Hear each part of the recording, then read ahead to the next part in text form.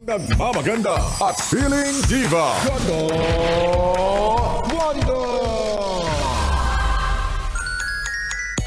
Yes, friend! Narinig ko na yan eh. Di ko na babalikan. O ano ngayon? Nasaan ka? Sabihin mo sa akin yung totoo. Andyan ka! Nakasandal ka ngayon sa balikat niya! Kahit na alam mo naman na may sinandalan na siyang iba. Hala! Go pa rin tayo. Itayo ang bandera ng karupukan.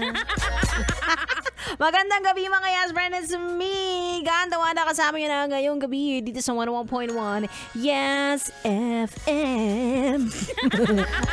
And yes, ang gabing ito, yes friend, ay para sa'yo nanuknukan ng karupukan at sinabing hindi na babalikan ng ex niya. Pero wala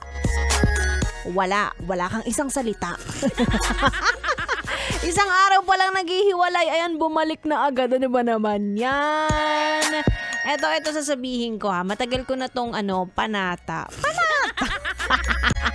Hindi ko talaga nire-recommend ang pakikipagbalikan sa ex, 'di ba? Kasi una, mawawala ng bisa yung paghihiwalay nyo. 'Di ba? Pwede na siyang gamitin anytime na parang kapag ayaw ko na, ay pwede kami maghiwalay tapos magkakabalikan kami ulit. Ano yun? Diba? Tapos syempre, every breakup ay merong naging problema. So kapag nagkabalikan kayo, masasolusyonan nyo ba yung problema nyo? Hindi naman, diba?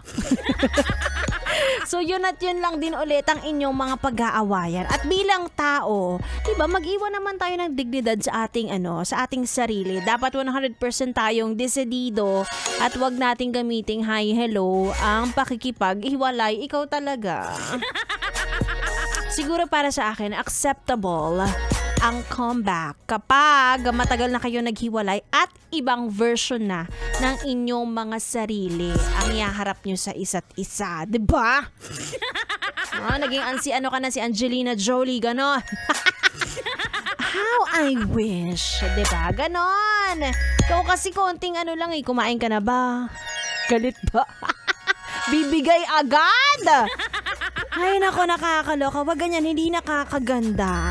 Anyway, speaking of ganda, again, samahan nyo na ako hanggang alas 9 ng gabi.